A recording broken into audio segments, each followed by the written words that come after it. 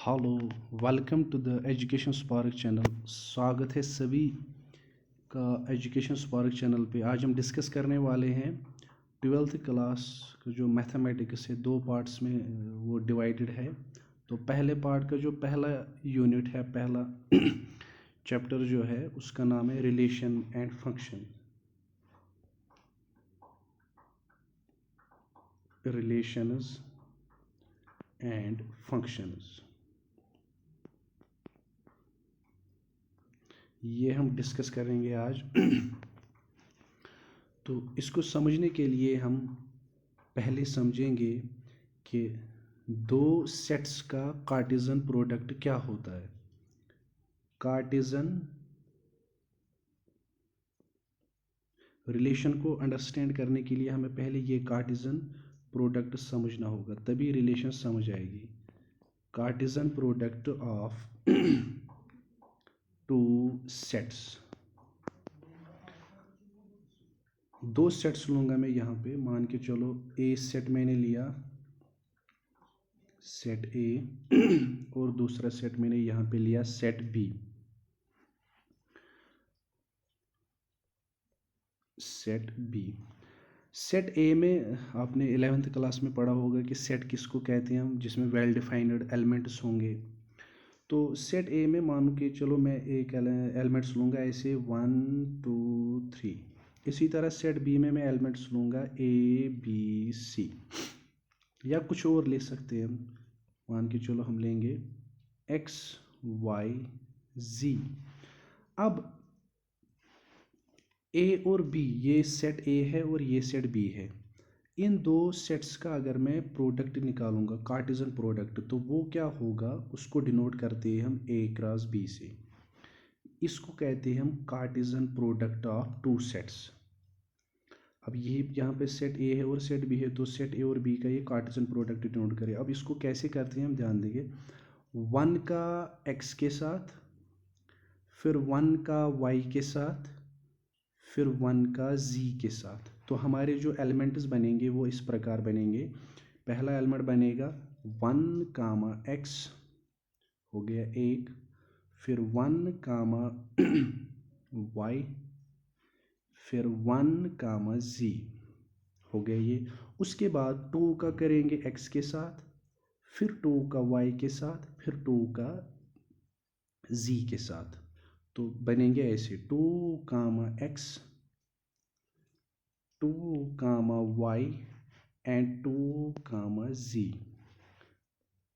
अब उसके बाद 3 का करेंगे x के साथ, फिर 3 का y के साथ और 3 का z के साथ। तो बनेंगे हमारे पास elements 3 comma x, 3 comma y and 3 comma z। ये होता है कार्टेशियन प्रोडक्ट। मतलब कि जितने भी एलिमेंट सेट ए में है उनका हर कोई एलिमेंट, उनका आप मल्टीपल करोगे बी में जितने एलिमेंट्स हैं। मतलब 1 का मैंने एक्स के साथ मल्टीपल किया, फिर 1 का वाई के साथ, 1 का जी के साथ, फिर ए में दूसरा एलिमेंट है 2, इसका मैंने मल्टीपल किया एक्स के साथ, फिर 2 को वाई के साथ, 2 को जी के साथ, और इसी तरह 3 का एक्स के साथ, 3 का वाई के साथ और 3 का जी के साथ। तो ये होता है Cartesian product of two sets. अब इसके बाद हम समझेंगे रिलेशन। या इससे पहले, रिलेशन को समझने से पहले यहाँ पर एक और इम्पॉर्टेंट पॉइंट समझेंगे हम कि अगर आप देखोगे सेट ए के अंदर हमारे पास टोटल में कुल 3 एलिमेंट्स थे, 1 2 और 3। तो मैं लिखूँगा इसको number of elements in set ए, वो मेरे पास थे 3। इसी तरह जो बी सेट है इसमें भी 3 एलिमेंट्स है, एक्स वाई जी है। तो यहाँ पर number of elements in B ये भी 3 है। कुछ भी हो सकता है, 6 हो सकते हैं, 4 हो सकते हैं, 5, तो कुछ भी हो सकता है।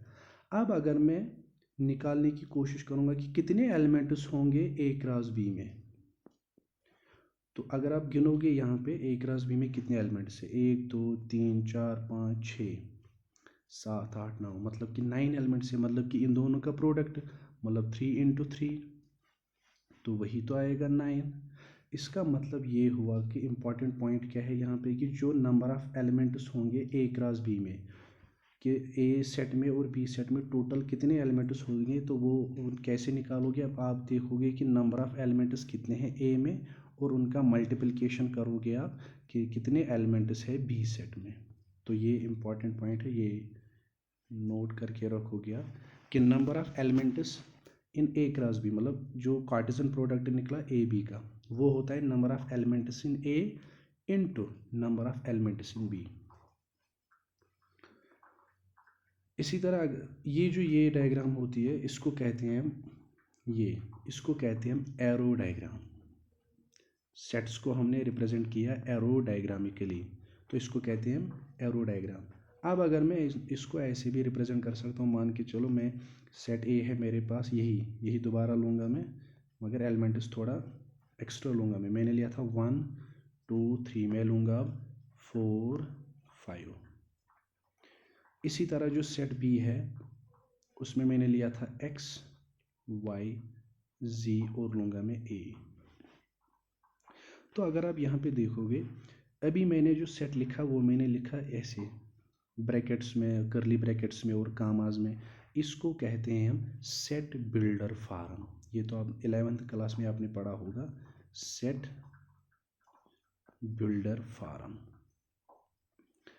ठीक है, तो सेट्स को हम 3 तरीके से लिखते हैं। एक होता है डायग्रामिकली, एरो डायग्रामिकली, दूसरा होता है सेट बिल्डर फार्म और तीसरा होता है रोस्टर फार्म। रोस्टर फार्म इसके बाद समझाऊंगा मैं। तो अब यहाँ पे अगर मैं बताऊंगा कि मुझे बताओ कि नंबर ऑफ़ एलिमेंट्स कितने होंगे ए क्रॉस बी में, तो आप सीधे कहोगे सर ए में कितने एलिमेंट्स है 1 2 3 4, और इसमें कितने 1 2 3 4, तो टोटल होंगे ए क्रॉस बी में कितने elements 4 × 4 which is equal to 16। तो टोटल एलिमेंट जो बनेंगे ए क्रॉस बी में वो 16 बनेंगे।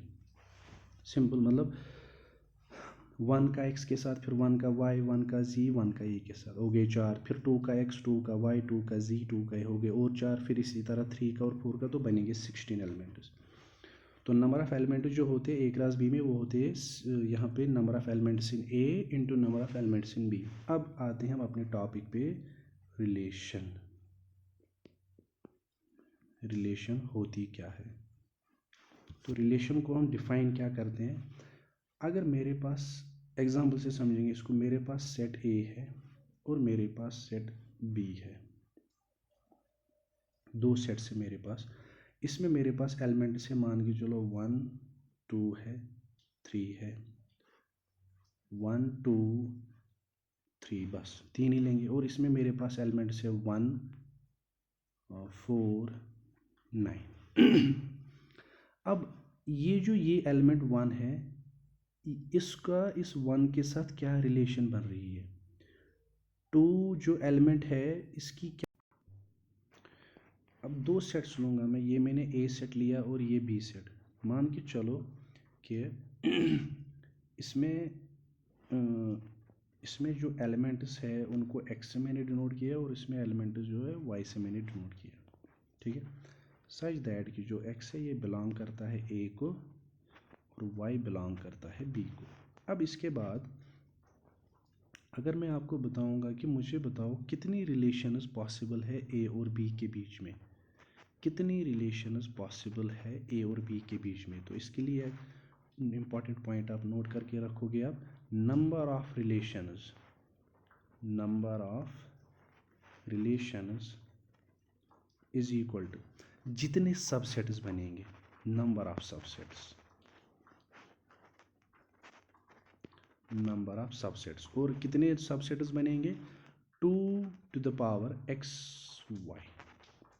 ये आप याद रखोगे। मतलब अगर मान के चलो इसमें मैं अब एग्जांपल से समझाऊंगा, इसमें मानो 1 2 3 एलिमेंट्स है और इसमें मानो 1 8 7, ये भी 3 है, तो कितनी रिलेशंस मुमकिन है इनके बीच में रिलेशंस कितनी बनेंगी 2, तो आप ऐसे ही रखोगे। x का मतलब कि इसमें कितने एलिमेंट्स है 3 और उसमें भी कितने 3, तो 3 × 3, तो 2 to the power 9, इतनी रिलेशंस पॉसिबल है इन दो सेट्स के बीच में, ये और ये। ठीक है, तो ये हो गया रिलेशंस के ऊपर थोड़ा डीमो लेक्चर। इसके बाद ये कंटिन्यू रहेगा, तो आप जहाँ पे डाउट रहा, क्या रहा, समझ नहीं आया, तो वो आप कमेंट सेक्शन में बताएंगे। तो थैंक यू सो मच।